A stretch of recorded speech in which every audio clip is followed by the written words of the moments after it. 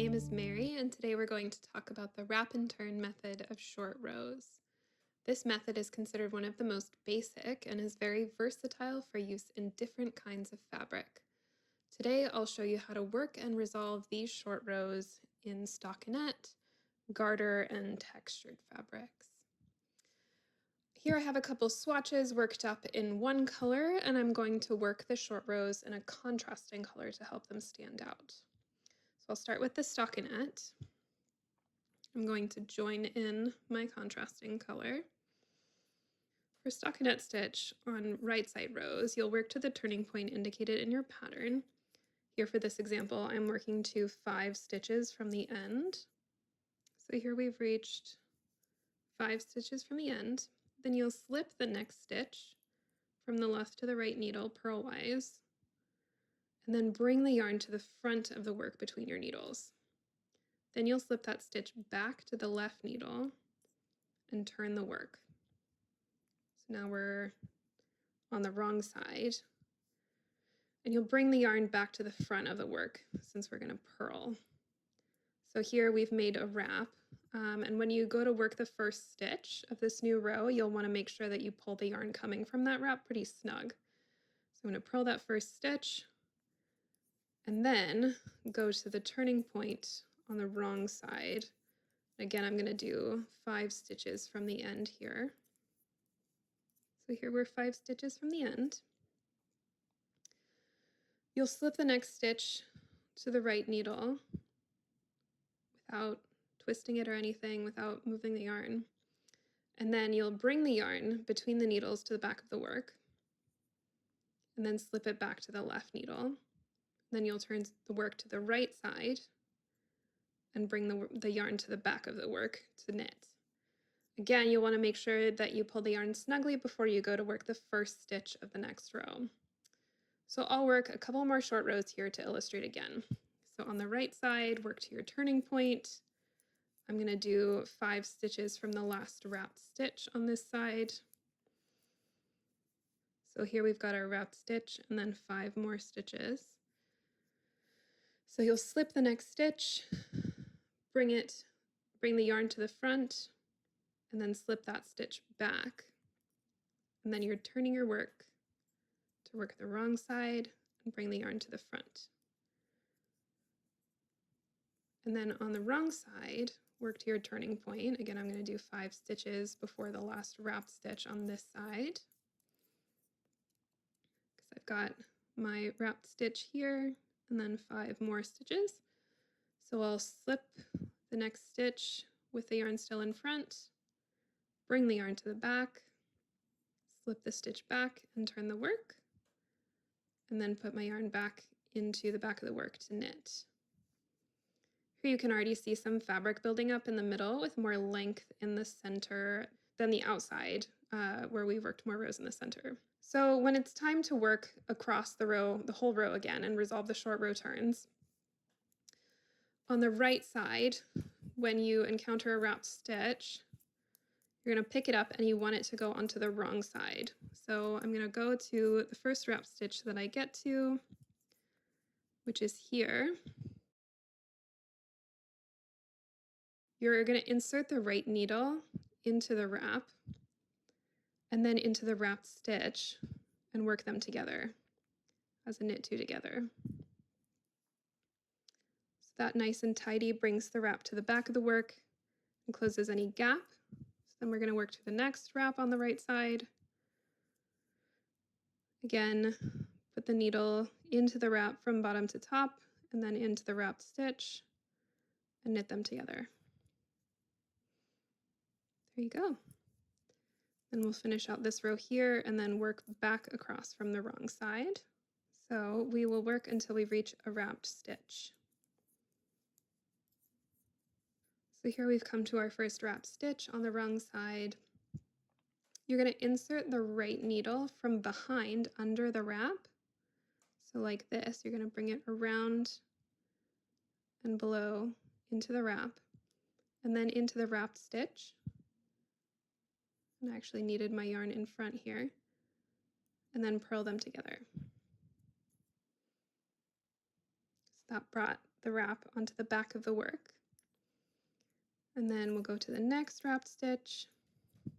Again, while keeping the yarn in front, I'm going to go into the wrap from behind, put it on to my needle. You can do this, or you can just keep the wrap on the right needle and then put the stitch onto your right needle as well, and then purl them together. So there we've resolved the other wrap on this side.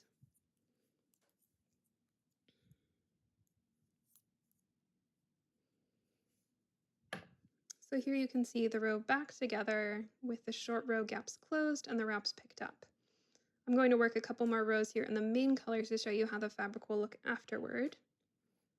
All right, so I've worked back across 2 rows in the main color, and you can really see the wedge here that I've worked up. And no wraps to be seen on the right side. You can sort of see them where I've put them over on the wrong side, here, and then over here and here. I almost couldn't find them. So that's wrap and turn short rows in stockinette stitch. So garter stitch is even easier to add wrap and turn short rows because you don't need to pick up the wraps from your wrapped stitches. They blend really nicely into the fabric. So I've got my garter stitch swatch, and I'm going to add in my contrast color. So when you're working garter stitch, regardless of whether you're on the right or wrong side, you'll work to your turning point. So I'm going to go to the last 5 stitches. So you'll work to your turning point and then slip the wrapped stitch from the left to the right needle purlwise, bring the yarn to the front, slip it back, and then turn the work. You won't bring your yarn back to the front here since we still need to knit this next row. So it's already in the right spot. So we're going to go ahead and knit to our turning point on the other side.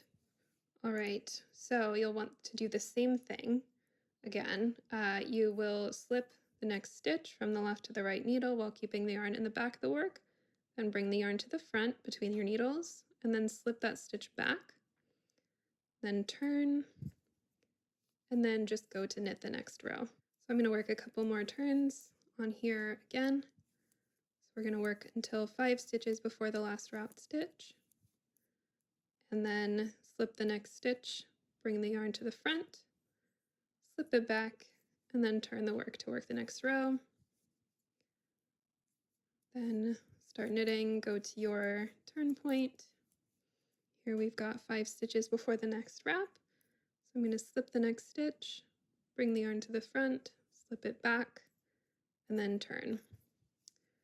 And as I mentioned earlier, you do not need to pick up your wraps in garter stitch. They actually stay really nicely within the ridges. So what I'm going to do is I'm going to work until the wrap stitch, just knit it as normal, keeping the wrap in place.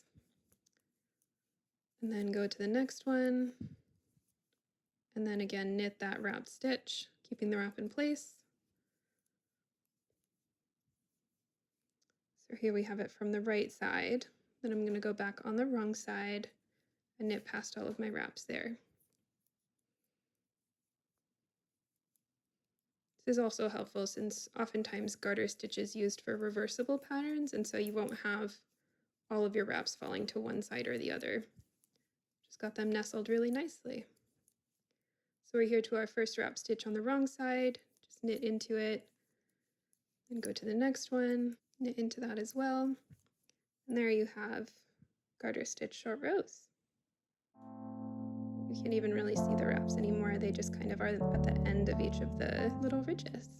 So for textured fabrics, it's a little trickier since the yarn may be in different places, whether you've worked a knit or a purl stitch just before wrapping. And since you'll want to hide all of your wraps on the wrong side of the fabric, regardless of whether you're knitting or purling most of the time, this doesn't really apply to reversible fabrics. But if there's something where you have the right side and a wrong side, you don't want to have your wrap showing on the right side. I will join in my contrast color. So I'm going to work, as always, to 5 stitches from the end. Okay, so we've got 5 left here. So the rule of thumb here is that after the slipping, the stitch should be wrapped from the left to the right needle, If the yarn's in the back, as it is here, you'll bring it to the front, and vice versa.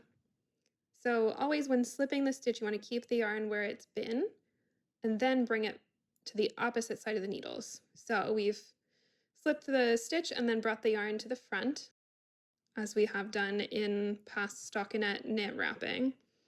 And we're going to turn and bring it where we need it to work the next stitch on the wrong side. So here the next stitch is a purl, so I'm going to bring the yarn to the front, go ahead and purl that, and work back to our turning point on the other side.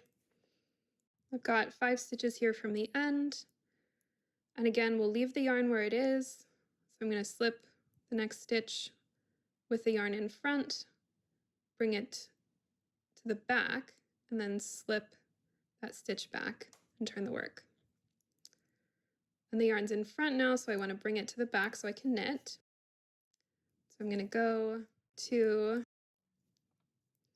6 stitches before the last wrap this time so that I can show you how to do a purl stitch from the right side. So here we've got 6 stitches before the last wrap, and we have the yarn in front since we've purled our previous stitch, so we're going to slip the next stitch with the yarn in front, then bring it to the back, and then slip the stitch back, turn the work, and then since we need to knit the next stitch, I'm going to bring the yarn to the back between my needles and then keep going.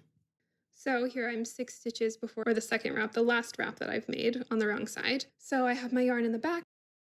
I'm going to slip the next stitch with the yarn in the back and then bring it to the front, and then slip it back and turn the work.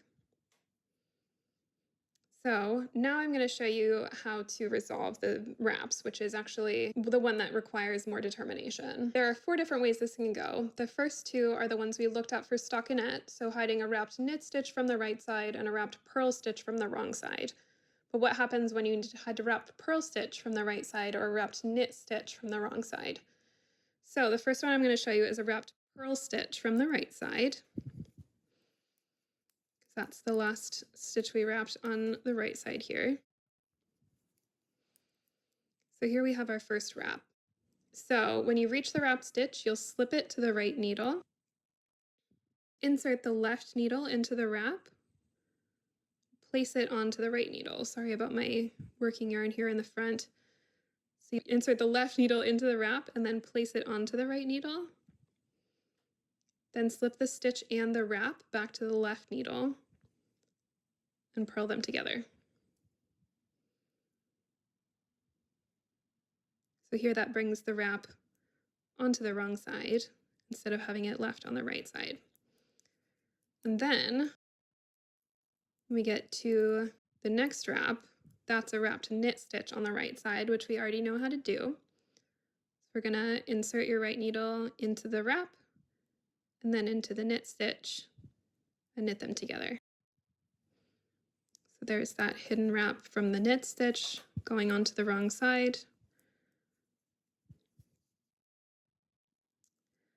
Then I'm going to show you how to hide a wrapped knit stitch on the wrong side because that's the first one that we'll encounter here. I'm going to work to the wrapped stitch. Here you can see our wraps falling pretty neatly onto the wrong side here. We've already resolved. To resolve a wrapped knit stitch on the wrong side, you'll tilt your left needle downward and lift the back of the wrap onto the left needle. It might actually be easier to use your right needle. So we're going to find the back of the wrap. So instead of going into the back like this, we're going to go in here. So from front to back instead of back to front. Lift the back of the wrap onto the left needle. And then knit the stitch and the wrap together. So that means that the wrap will stay on the wrong side.